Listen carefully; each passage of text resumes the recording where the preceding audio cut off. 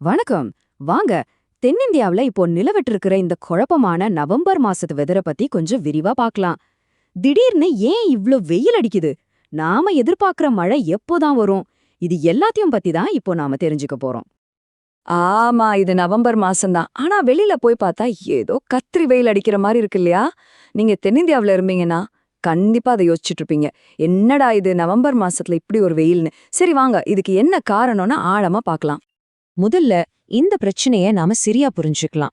இது ஒரு மாதிரி வானிலை புதிர் மாதிரி. நாம ஒண்ணு நடக்கும்னு நினைச்சுட்டு இருக்கோம், ஆனா உண்மையில நடக்கிறது முற்றிலும் வேற ஒண்ணு. என்ன அந்த முரண்பாடு? இங்க பாருங்க, நம்ம எதிர்பார்ப்பு என்ன? நவம்பர் மாசம் வடகிழக்கு பருவமழை. அப்போ ஜில்லுன்னு காத்து, நல்ல மழை பெய்யும், வெயில்ல இருந்து ஒரு நிம்மதி கிடைக்கும்னு நினைப்போம். ஆனா இப்போ நிஜத்துல என்ன நடக்குது? சுட்டெரிக்கிற வெயில், தாங்க முடியாத அளவுக்கு ஈரப்பதம், ஒரே புழுக்கமா இருக்கு. இது ரெண்டுக்கும் சம்பந்தமே இல்லாம இருக்குதுல. இதுக்கு பின்னாடி ஒரு முக்கியமான அறிவியல் காரணம் இருக்கு. அது என்னன்னு பாப்போம். அப்போ எதுக்கு இவ்ளோ சூடா இருக்கு? இதுக்கான காரணம் நம்ம ஊர்ல இல்ல, ரொம்ப தூரத்துல வடக்கு அரைக்கோளத்துல, அதாவது நார்தர்ன் ஹெமிஸ்பியர்ல இருந்து ஆரம்பிக்குது. ஆச்சரியமா இருக்குல்ல? வானிலை ஆய்வாளர்கள் இந்த நிகழ்வை கோல்ட் ஏர் புல், அதாவது குளிர்காற்றின் ஈர்ப்புன்னு சொல்றாங்க. இப்போ நம்ம ஊர்ல நிலவர இந்த அசாதாரணமான வெயிலுக்கு இதுதான் முக்கியமான காரணம். சரி, இந்த கோல்ட் ஏர் புல் எப்படி வெயில உருவாக்குது? இங்க பாருங்க, ரொம்ப சிம்பிள். முதல்ல வடக்கீல இருந்து வர்ற அந்த குளிர்காத்து தெற்கு பக்கம் இழுக்கப்படுது. அப்படி வரும்போது அது வங்கக்கடல்ல மழை மேகங்களை உருவாக்க வேண்டிய ஈரப்பதத்தை திசை திருப்பி விட்டுருது.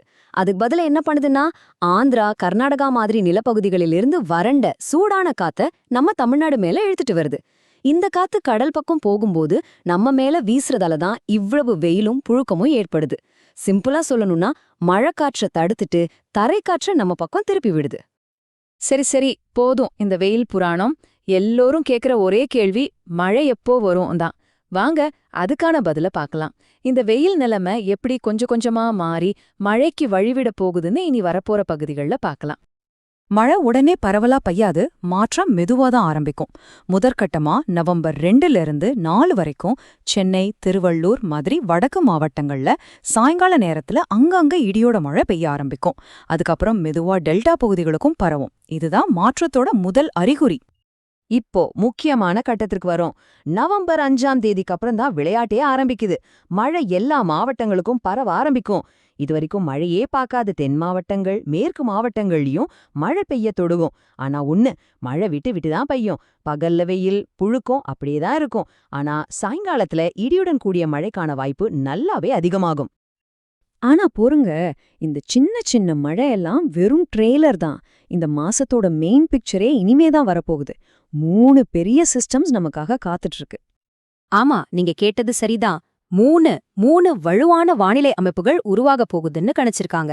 இதுங்க தான் இந்த மாசம் முழுக்க பரவலான நல்ல மழைய கொண்டு வரப்போகுது. இதெல்லாம் காற்றழுத்த தாழ்வு பகுதிகளா வலுப்பெற்று நமக்கு நல்ல மழைய கொடுக்கும்னு எதிர்பார்க்கலாம். இந்த தேதிகளை நல்லா நோட் பண்ணிக்கோங்க. இதுதான் இந்த மாசத்துக்கான மழை ஷெட்யூல். முதல் சிஸ்டம் நவம்பர் 13ல இருந்து 16 வரைக்கும் இது பரவலான மழைய ஆரம்பிச்சு வைக்கும். அது முடிஞ்ச உடனே 2வது சிஸ்டம் நவம்பர் 23, 24ல வரும். அதுவும் மழைய தொடர்ந்து கொடுக்கும். கடைசியா 3வது சிஸ்டம் இது நவம்பர் 26ல ஆரம்பிச்சு டிசம்பர் 3 வரைக்கும் நீடிக்கும். இது இந்த மாசத்துக்கு ஒரு நல்ல கனமழையோட ஒரு முற்றுப்புள்ளியா வைக்கும்.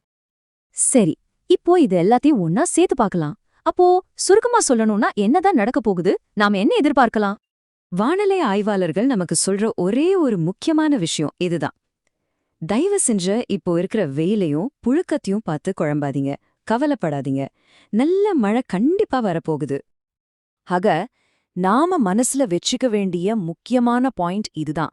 இப்ப நாம அனுபவிக்கிற இந்த வெயில் ஒரு தற்காலிகமான நிலைதான்.